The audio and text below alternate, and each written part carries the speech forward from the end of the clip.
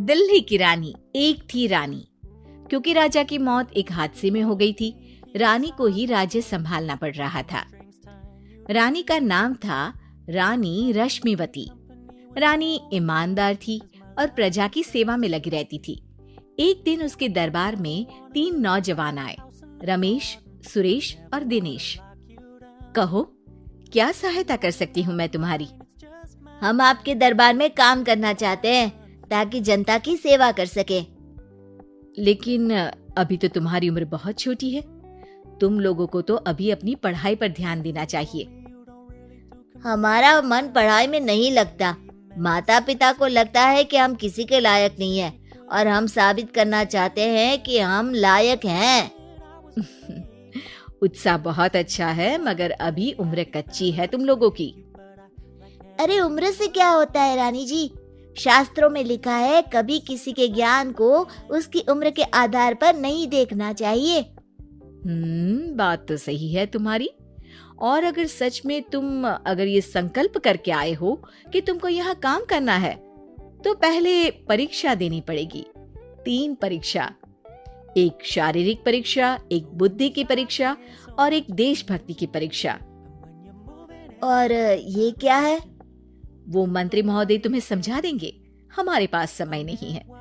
अगर तुम लोग तैयार हो तो बताओ। हाँ, हम तैयार है किसी भी परीक्षा के लिए। मैं भी तैयार हूँ कुछ भी कर गुजरने के लिए। तो ठीक है मंत्री जी, आप इन तीनों की परीक्षा कल से ही शुरू कर दीजिए। जो आ गया रानी साहिबा। अगले दिन से ही तीनों की परीक्षा शुरू हो जाती है। पहले शारीरिक परीक्षा, यानी किस में कितना है दम, ये देखेंगे हम। क्योंकि शरीर में दम होगा तभी तो प्रजा की सेवा में दम लगा पाओगे। हमें क्या करना होगा? वो पेड़ दिख रहा है, जो सबसे पहले चढ़ेगा उस पे दरबार में नौकरी पाने के अवसर उसी के बढ़ जाएंगे। मैं चढ़ता हूँ। अरे रुको रुको, गिनती गिनने दो। 1, 2, 3। 3 की गिनती के बाद रमेश और सुरेश भागकर पेड़ के पास गए, मगर दिनेश आराम से पेड़ के पास गया। जैसे ही रमेश और सुरेश आधे पेड़ तक चढ़ गए, दिनेश ने उन दोनों की टांग पकड़ के उन्हें नीचे गिरा दिया और खुद पेड़ पर चढ़ गया। दिनेश की जीत हुई। अरे लेकिन इसने बेईमानी की। बेईमानी नहीं की, बुद्धि लगाई। शरीर के दम के साथ दिमाग में भी दम होना चाहिए। क्यों मंत्री जी? हाँ, बात तो तुम्हारी सही है। लेकिन बात अगर बुद्धि की है तो बुद्धि की असली परीक्षा हम कल लेंगे। शाम को जाकर मंत्री रानी को सब बता देते हैं। यानी दिनेश उन सब में ज्यादा होशियार है। जी रानी साहिबा। अगले दिन तीनों की बौद्धिक परीक्षा का समय होता है। आज हमें क्या करना है मंत्री जी? थोड़ा सब्र करो, कल जल्दबाजी में ही हारे थे तुम। सही कह रहे हैं मंत्री जी। अरे तू क्यों ज्यादा बोल रहा है? तू भी तो हारा था ना कल। ए दिनेश, ज्यादा होशियार मत बन। अरे लड़ो मत। आज की परीक्षा पर ध्यान दो। आज की बौद्धिक परीक्षा में ये कुछ बोरे हैं, कुछ में नमक है और कुछ में रुई। जिसको जो ले जाना है उठा लो। देखते हैं कि कौन जल्दी से कोई भी एक बोरा नदी के उस पार लेकर जाता है। समय शुरू होता है अब। तीनों बोरों की तरफ बढ़ते हैं। सुरेश, नमक की बोरी भारी है, ले जाने में मुश्किल होगी। हाँ, सही कह रहा है। रुई हल्की है, हम दोनों रुई लेकर चलते हैं। अरे भाई, मैं तो नमक लेकर जाऊंगा। रमेश और सुरेश ये सोचकर हंसते हैं कि आज तो दिनेश हार ही जाएगा। दौड़ शुरू होती है। 1, 2, 3। तीनों नदी की तरफ भागते हैं। रुई में वजन कम होने के कारण रमेश और सुरेश आगे निकल जाते हैं और दिनेश थोड़ा पीछे। पर जैसे ही वो सब नदी में जाते हैं, दिनेश की बोरी का नमक गलने लगता है और वजन कम हो जाता है, जबकि रमेश और सुरेश की रुई में पानी भर जाता है और बोरी का वजन बढ़ जाता है।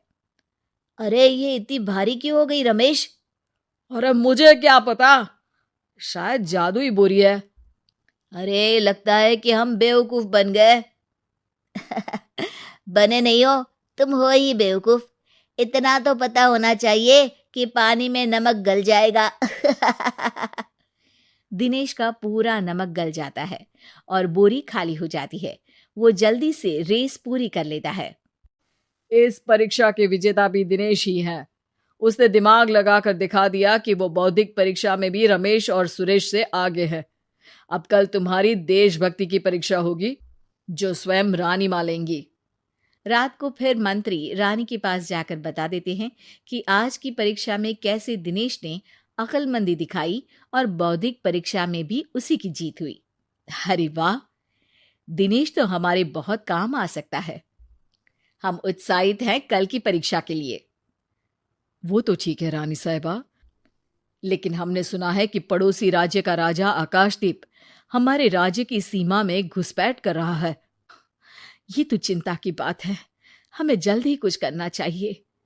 अगले दिन रमेश, सुरेश और दिनेश अपनी आखिरी देशभक्ति की परीक्षा के लिए दरबार में आते हैं। प्रणाम रानी साहिबा। नमस्कार रानी जी। प्रणाम रानी माँ। हमने तुम्हारी परीक्षा पर गौर किया। दिनेश आगे हैं। हम तुम तीनों में से किसी दो को ही दरबार में काम दे सकते हैं। किसी एक को आज जाना होगा। तो देशभक्ति की परीक्षा के लिए तैयार हो? पूरी तरह से। मैं तीनों से एक ही सवाल करूंगी। जिसका जवाब सबसे सही लगेगा उसे तो नौकरी मिल ही जाएगी। फिर दूसरे सबसे सही जवाब देने वाले को भी काम मिलेगा।